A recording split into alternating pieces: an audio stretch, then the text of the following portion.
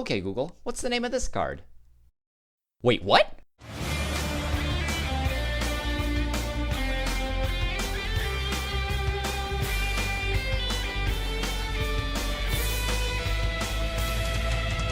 Hey everybody, this is JDGaming. As I announced in my 2,000 subscribers special, I'm trying out a few new ideas for videos that were inspired by the For Fun Facts series while I gather some new material. Today is the second of 3 experimental episodes that could very well become their own spin-off series in the future, so be sure to let me know down below what you think when it's done.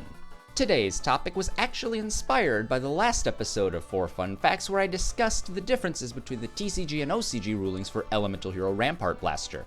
In my quest to try and find the most accurate rulings available, I found myself on the official Japanese card database, but since I can't read any of that mumbo jumbo, I did what any other American would do and turned to Google Translate. Using that as an intermediary was an amazingly unexpected experience because not only did I find all the information that I hoped to find, but also a ton of information that I never would have predicted I needed in my life. We already got a little sample snippet in the introduction of this video where Monster Reborn was for whatever reason renamed to Death Resuscitation. And I suppose you gotta give Google Translate props overall because if you read through this stuff it kinda does make sense. And today we're gonna take a look and see, can we actually understand what the heck they're talking about? Reading the card text of Monster Reborn now gives us, you can activate against one monster yourself or your opponent's graveyard. Special summon that monster to your field.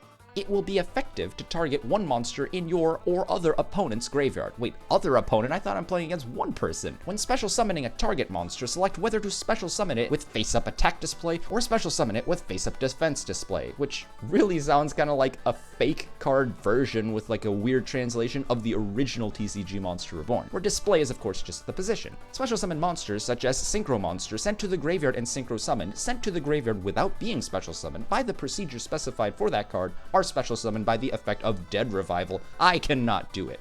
This one is basically their translation of the idea that Synchro Monsters, like a lot of extra deck cards, and like some other monsters we've recently discussed like Chaos, Valkyrian the Magna Warrior, all those guys are semi-Nomi monsters, so they basically have to be special summoned properly first, then Monster Reborn and other cards are fair game. Otherwise, Monster Reborn, cannot do it. If you special summon a monster from your opponent's graveyard to the effect of Dead Resuscitation, control will remain as long as that monster exists in the field. Oh boy, just looking at this one page, we already have 3 different names for Monster Reborn, so where are we gonna go from here? Why not straight to the land of the dead themselves? Tour Guide from the Underworld's actual Japanese name translates something to the lines of Tour Guide from the Living World headed to the Underworld, or some really big mouthful like that. Guess they're not too far off with Magical Empire Death Guide, right? The card now reads, this card can be activated when it is successfully summoned. Special summon one Devil Tribe level 3 monster from your hand or deck.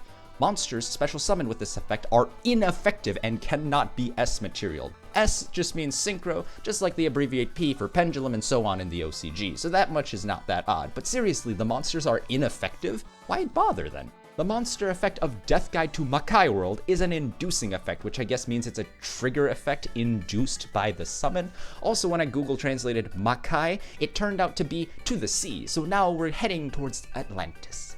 It is not an effect to take the target, which pretty much is the ruling that appears on any card that doesn't target. The monster effect of Death Guide to Makai World is completed by special summon one Satan Tribe level 3 monster. The effect that is special summoned with this effect is invalidated and cannot be made into S material, is applied to the monster which is special summoned. So basically they're telling us how to play the card. The monster effect of Death Guide to Makai World expressing is, you cannot activate the effect if you successfully summon by the effect of Blood Compensation that itself invoked after Chain 2. So this actually makes a lot of sense as well. Blood Compensation is Google Translate's version of Ultimate Offering, and it's saying that if you use it to normal summon your Tour Guide as Chain Link 2 or higher, the when you can effect of Tour Guide misses the timing, which is a ruling that basically says those optional when you can effects must be the last thing to happen in a chain for them to have the appropriate timing to activate. In the case of you summoning it as a Chain Link 2 or higher, you haven't just normal summoned it once the chain has resolved, and so Tour Guide literally misses the timing to activate her effect. I had dealt with the dead enough for my time here, so I ended up looking around on the site and found Dimensional Infection. Try to guess what the heck this card is based on that name. When an opponent's monster declares an attack, you can activate by selecting one attack monster. Exclude selected attack monster from the game. Oh, so Dimensional Infection is just Dimensional Prison. How the heck did they screw that one up? It will be in effect to target one opponent monster who made an attack declaration. When the target monster is defensive display by the effect of monthly book or gravity release, at the time of effect processing, it is not treated as an attack monster and target monster is not excluded. Let's take a look at that link and see where it takes us. Book of the Month. You can activate one face-up monster on the field. Make that monster backside defensive. So aside from the weird terminology, activating a monster and flipping the monster backside defensive, Book of the Month actually makes a lot of sense in other Asian languages as well. For example, in Korea, you have the idea that 한 달, or one moon, is literally 1 month, because traditionally speaking, around the world, the moon was the marker for a month because it goes through all of its phases roughly in the span of what we call a month nowadays as well. It is an effect to target one face-up monster present to yourself or your opponent's monster zone. You can select target monsters from either yourself or your opponent's monster zone. In addition, you can select target monsters from either face-up attack or face-up defense display monsters. It cannot be activated for link monsters or monster tokens. It is not possible to activate to the damage step. So basically, it's not a counter trap, and so you can't activate it in the damage step. Is sealed and 𝗖𝗢𝗡𝗘𝗖𝗧. When this card, the right arm of the sealed person, the left arm of the sealed person, the right leg of the sealed person, and the left foot of the sealed person are all in the hand, 𝗖𝗢𝗚 win the duel. Setting it straight because we're not the players who win, it's friggin' 𝗖𝗢𝗡 taking that game for you. When this card and sealed the person of the right foot, sealed with's left foot, sealed the person of the right arm, sealed with's left arm, and has everything in hand, his victory in duel is not a treatment of the effect of monsters. It is a victory condition stipulated by the card. Chain blocks will not be created when sealed 𝗖𝗢𝗡𝗖𝗧 and the left arm of a sealed person's foot written in the text are all gathered. You cannot activate 𝗪𝗪 punishment, etc. So 𝗪𝗪 punishment turns out to be divine wrath, which kind of makes sense here. But seriously, sealed 𝗖𝗢𝗡𝗖𝗧, or it is sealed and 𝗖𝗢𝗡𝗘? Like, what name are you going for, Google? Damaged seal mask. As long as this card is on the field, each other player cannot release the card. Oh, so it's just Mask of Restrict. I can get it from that. Only the activation of the card of Mask of Seal can be done at any time other than the damage step. As long as this card is on the field, each player cannot release the card. Effect is an effect that no chain block is made. When the effect of Mask of 𝗖𝗧, so I guess they intended that, is applied, each other's players are not only releasing at the time of the summon of the advance or releasing when summoning the rituals, but also as the cost of activating the effect of the card we cannot do, release, etc, etc. So I'm guessing this is saying that not only does this stop players from tribute summoning, which is advanced summoning in OCG, or releasing for a ritual summon, so tributing for a ritual, but also for any card effects and other things, you can't do it, etc, etc. So basically what this ruling is saying is that the weird TCG text we originally received that says, no matter what the situation, neither player can offer a monster as a tribute, is actually what they had to explain in a Japanese ruling. 7 thieves of thieves. So based on how the preposition of is traditionally used, that either means that the thieves own thieves, or that the thieves thieve thieves. Not that they rob them, but they literally just steal thieves.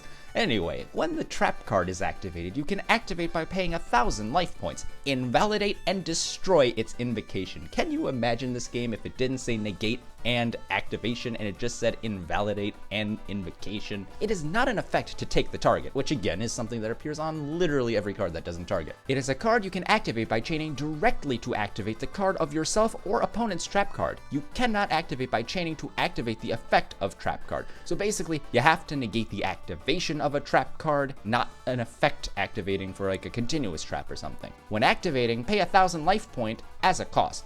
You can also activate at the damage step, because counter trap. Angel's Decoration. Draw 3 cards from your deck, then select 2 hands and throw it away. So, goodbye hands. I don't need you anymore. I just need these 3 cards.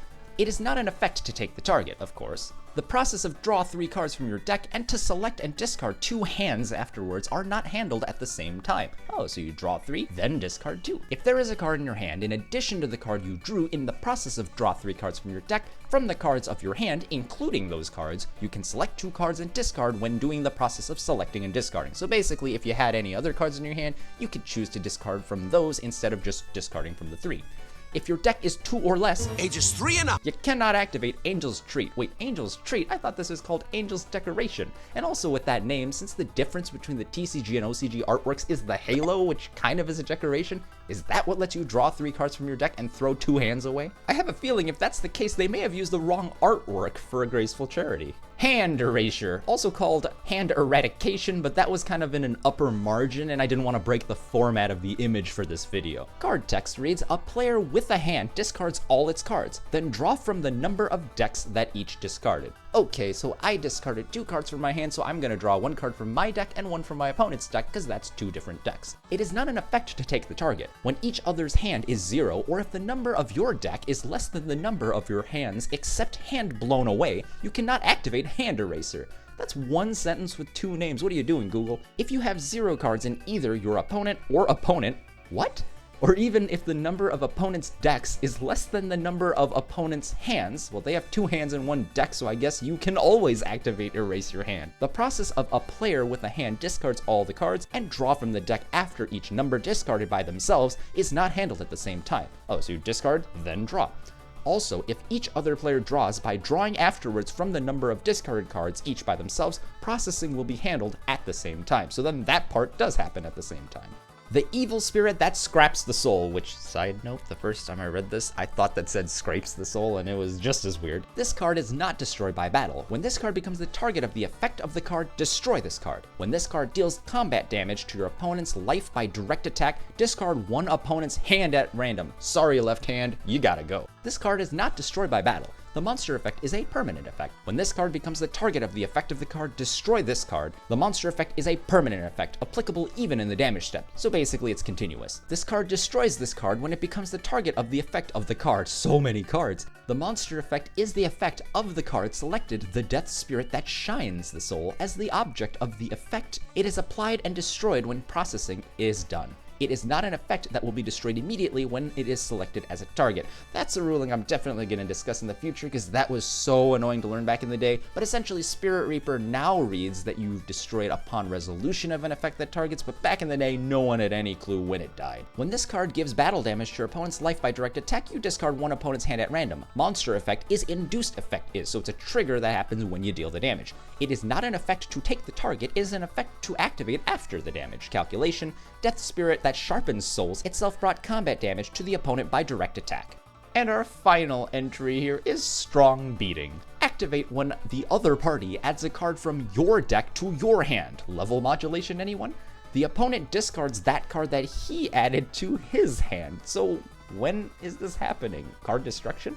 Oh, sorry, hand erasure? It is not an effect to take the target. When the opponent draws normally during the draw phase, or when the opponent draws due to the effect of the card such as Greedy Vase, the opponent adds the card of the deck to his hand by the effect of the card such as Reinforcement. It is a card that can be activated when it's time, etc. So basically you could play it on Pot of Greed or Reinforcement of the Army. At the damage step, you can also activate Intense Beating Drop, even when the other party adds the card from your deck to your hand. When the opponent adds the card from the deck to his hand by the effect of Greedy Bottle, which started after Chain 2, it cannot activate Intense Hatching. Wait, Intense Hatching? What the heck is this? Is it possible to activate Intense Hatching when adding multiple cards to the hand? When drawing more than 1 card by the effect of Greedy Vase, etc.? If you can activate it, which card of the draw did you discard 1 card?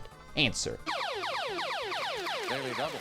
When you draw more than 1 card by the effect of Greedy Vase, etc., you can activate Intense Beat Dropping. Also in that case, pick 1 card out of the cards drawn by the player who drew the card and discard it.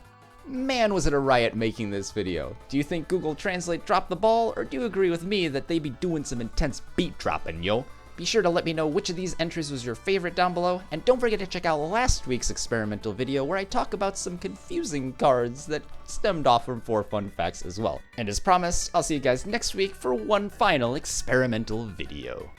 That's the end of this video, but there's plenty more where it came from. I invite you to explore the playlists on screen to see what else I have to offer, and if you really liked what you saw today, consider subscribing to JD Gaming for more Yu-Gi-Oh videos. Thanks guys, this is JD Gaming, hope you guys enjoyed as always, and I'll see you guys next time.